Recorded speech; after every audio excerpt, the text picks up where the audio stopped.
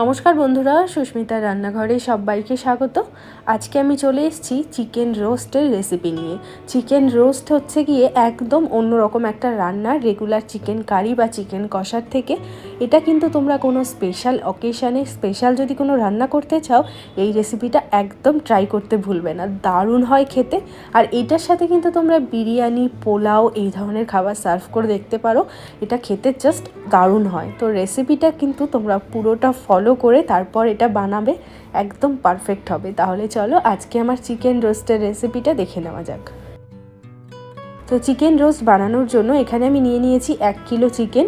চিকেনের পিসগুলো কিন্তু একটু বড় সাইজের রাখতে হবে, তাহলেই কিন্তু রোস্টটা দেখতে এবং খেতে বেশি ভালো লাগে। তো যাই হোক, আমি চিকেনের পিসগুলোকে একটুখানি ছুরি দিয়ে এইভাবে কাট লাগিয়ে নিচ্ছি, তাতে করে চিকেনের ভেতরে ভালোভাবে মশলাটা ঢুকতে পারবে। তো এরকমভাবে আমি প্রত্যেকটা পিসের মধ্যে একটা দুটো করে কাট লাগিয়ে নেব। এবার চিকেনটাকে আমাদের একটু ম্যারিনেট করতে হবে। তো তার জন্য আমি এর মধ্যে দিয়ে দিচ্ছি অর্ধেকটা পাতিলেবুর রস, দিয়ে দেব 1 চামচ মতো লবণ, আর দিয়ে দিচ্ছি 1/2 চামচ মতো কাশ্মীরি লঙ্কার গুঁড়ো। এবার সমস্ত কিছু খুব ভালো করে মাখিয়ে নেব, তাতে করে আমাদের চিকেনের ভেতরে লবণ এবং লেবুর রস খুব ভালোভাবে ঢুকবে। এবং চিকেনটাকে এইভাবে ম্যারিনেট করে কিন্তু আমাদের মোটামুটি আধ ঘন্টা মতো রেখে দিতে হবে। আর চিকেনটা কিন্তু এতেই ভালোভাবে সফট হয়ে যাবে। ততক্ষণে আমরা বাকি প্রিপারেশনগুলো সমস্ত কিছু রেডি করে ফেলবো। এখন আমি বানাবো চিকেন রোস্টের মশলা। রোস্টের জন্য কিন্তু আলাদা একটা মশলা তৈরি করতে হয়। তো এই মশলাটা বানানোর জন্য এখানে আমি নিয়েছি 1/2 চামচ মতো সাজিরে, এখানে আছে একটা জয়িত্রীর ফুল, এখানে আমি নিয়েছি জায়ফল, খুব সামান্য একটু জায়ফল নিয়েছি, আর এখানে নিয়েছি 2টো বড় এলাচ, 4-5টা ছোটো এলাচ, একটা নিয়েছি দারচিনি, আর নিয়েছি 4টে মতো লবঙ্গ, এবং এখানে আমি নিয়েছি মোটামুটি 10-15টা মতো গোলমরিচ। এবার এই সমস্ত উপকরণগুলোকে আমরা শুকনো কড়াইয়ের মধ্যে একটুখানি নাড়াচাড়া করে নিয়ে তারপরে গুঁড়ো করে নেব। তো দেখো, আমি মশলাটাকে একটা ফাইন পাউডার বানিয়ে নিয়েছি। তো তোমরা এই মশলাটা তৈরি করেও রেখে দিতে পারো, কোনো এয়ারটাইট কন্টেনারের মধ্যে করেও কিন্তু এই মশলাটাকে রেখে দিতে পারো। এবার আমি বাকি প্রিপারেশনগুলো রেডি করে নেব। তো আমি একটা বাটির মধ্যে এখানে নিয়ে নিয়েছি 1 কাপ লিকুইড দুধ। দুধটাকে কিন্তু আমি ভালোভাবে আগে থেকে গরম করে নিয়েছি। তো এবার এই দুধের মধ্যে আমি দিয়ে দিচ্ছি একটু জাফরান। জাফরান দিলে কিন্তু এর কালারটা এবং গন্ধটা একটু অন্যরকম হয়। তো তোমরা এটা যদি থাকে তাহলে দেবে, না থাকলে নাও দিতে পারো। এরপর এর মধ্যে আমি দিয়ে দেব 1/2 চামচ মতো কেওড়া জল, আর খুব সামান্য একটুখানি দিয়ে দেব গোলাপ জল। এবার এই সমস্ত কিছু খুব ভালো করে দুধটার সাথে মিক্সড করে এটাকেও ঢাকা দিয়ে সাইডে রেখে দেব। তো মোটামুটি চিকেনের আমাদের সমস্ত প্রিপারেশন কিন্তু রেডি হয়ে গেছে। আর এবার আমরা রান্নাটা শুরু করব। তো আমি একটা কড়াইয়ের মধ্যে দিয়ে দিচ্ছি বেশ খানিকটা সাদা তেল। তেলটা ভালো করে গরম হয়ে গেলে এর মধ্যে আমি দিয়ে দেব পেঁয়াজ কুচি। এখানে আমি নিয়েছি 4টে বড় সাইজের পেঁয়াজ, একদম ঝিরিঝিরি করে কেটে নিয়েছি। তো পেঁয়াজগুলোকে আমাদের বেরেস্তা তৈরি করে নিতে হবে। তো একটু নাড়াচাড়া করে পেঁয়াজটাকে ভাজতে হবে। তো দেখো, এখানে পেঁয়াজের কালারটা কিন্তু বেশ চেঞ্জ হয়ে গেছে, আর পেঁয়াজগুলো কিন্তু নরম হয়ে গেছে। আর হ্যাঁ, এতক্ষণ ধরে কিন্তু আমি গ্যাসের ফ্লেমটা লো টু মিডিয়ামে রেখে ভাজছিলাম। তো যখন এই রকম পরিস্থিতি হয়ে যাবে, মানে পেঁয়াজগুলো নরম হয়ে যাবে এবং কালারটাও ব্রাউন হয়ে আসবে, তখন কিন্তু আমাদের গ্যাসটাকে একটু বাড়িয়ে দিয়ে ক্রমাগত নাড়াচাড়া করে বেরেস্তাটাকে ভেজে নিতে হবে। এই সময় কিন্তু খুব বেশি সময় লাগে না।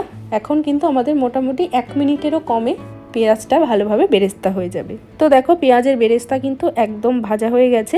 এই সময় গ্যাসটাকে অফ করে দেব, আর তেল ছেঁকে ছেঁকে পেঁয়াজের বেরেস্তাগুলোকে তুলে এরকম একটা প্লেটের মধ্যে একটু ছড়িয়ে রেখে দিতে হবে।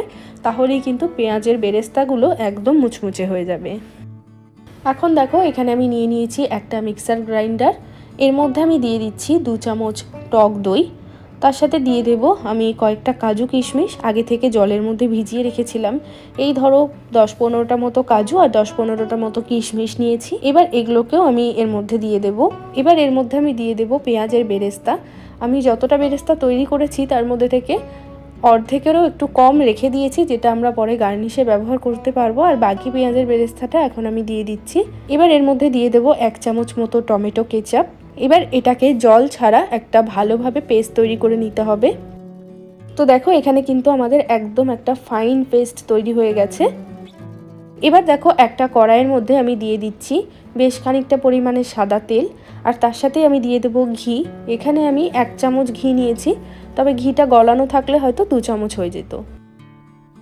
এবার এর মধ্যে আমি চিকেনের পিসগুলো দিয়ে দিচ্ছি।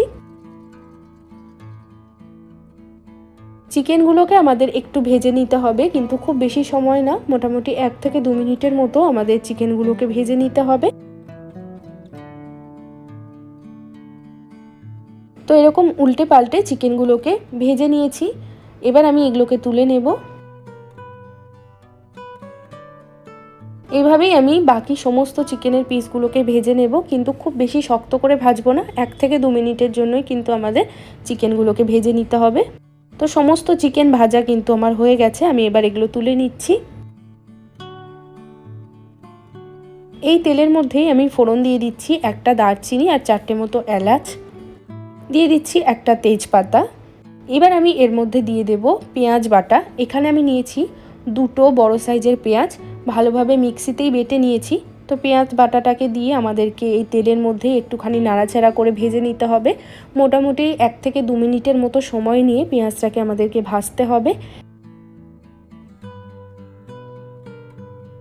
তো দেখো 1-2 মিনিট পর পেঁয়াজের যে কাঁচা গন্ধটা সেটা চলে যাবে, আর এখানে পেঁয়াজটা ভালোভাবে ভাজাও হয়ে যাবে। তো 1-2 মিনিট পর আমি এবার এর মধ্যে দিয়ে দিচ্ছি যে কাজু, দই এবং পেঁয়াজের বেরেস্তা দিয়ে যে পেস্টটা তৈরি করেছিলাম, সেই পেস্টটা। মিক্সির বাটিটা ধুয়ে আমি সামান্য একটু জল এর মধ্যে দিয়ে দিলাম, দিয়ে মশলাটাকে খুব ভালো করে সমস্ত কিছুর সাথে নাড়াচাড়া করে নেব। গ্রেভিটা যখন ফুটে উঠবে তখন এর মধ্যে দিয়ে দিতে হবে স্বাদ অনুযায়ী লবণ, আর তার সাথে দিয়ে দিচ্ছি আমি 1 চামচ জিরের গুঁড়ো, আর যে রোস্টের মশলাটা আমি তৈরি করে নিয়েছিলাম সেই রোস্টের মশলাটা, আর তার সাথে দিয়ে দেবো আমি 1.5 চামচ মতো চিনি, কারণ চিকেন রোস্টটা কিন্তু একটু মিষ্টি মিষ্টি হয় খেতে।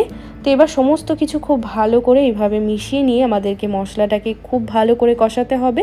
এই সময় আমি গ্যাসের ফ্লেমটা একদম লোতে রেখে দিয়ে ঢাকা লাগিয়ে দিচ্ছি। ঢাকা দিয়ে মোটামুটি 7-8 মিনিট মতো রেখে দেবো, আর মাঝে মধ্যে কিন্তু অবশ্যই নাড়িয়ে দিতে হবে। তো 7-8 মিনিট পর আমি ঢাকাটা সরিয়ে নিচ্ছি। তো দেখো মশলাটা কিন্তু এখানে খুব ভালোভাবে কষে গেছে, মশলার থেকে সম্পূর্ণ তেলটা কিন্তু আলাদা হয়ে গেছে। তো এই সময় আমরা চিকেনগুলো দিয়ে দেব, আগে থেকে যে ভেজে রেখেছিলাম চিকেনগুলো দিয়ে আমাদেরকে মশলার সাথে খুব ভালো করে নাড়াচাড়া করে মোটামুটি 3 থেকে 4 মিনিট সময় নিয়ে মশলার সাথে চিকেনটাকে একটু কষিয়ে নেব।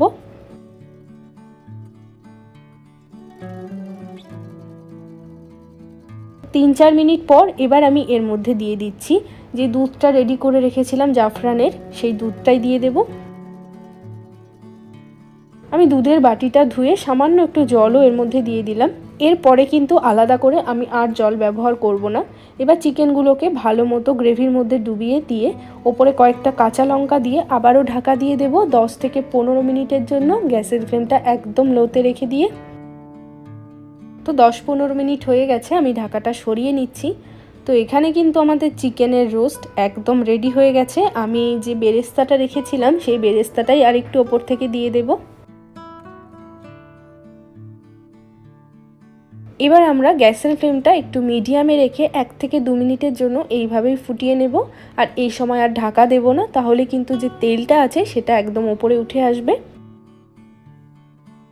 তো দেখো 1-2 মিনিট পরেই কিন্তু তেলটা সম্পূর্ণ ওপরে উঠে এসছে। তো ব্যাস এই সময় আমরা গ্যাসটাকে অফ করে দেব। তো তৈরি হয়ে গেল আমাদের চিকেন রোস্ট। এটা কিন্তু দারুণ খেতে হয়, আর এই রেসিপিটা কিন্তু তোমরা এইভাবেই বানিয়ে দেখবে।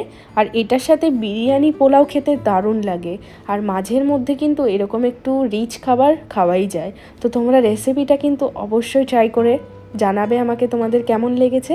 আজকের ভিডিওটা যদি তোমাদের ভালো লেগে থাকে তাহলে প্লিজ একটা লাইক করতে ভুলো না। সবাই ভালো থাকবে, আবারও দেখা হবে অন্য কোনো ভিডিওর সাথে। বাই।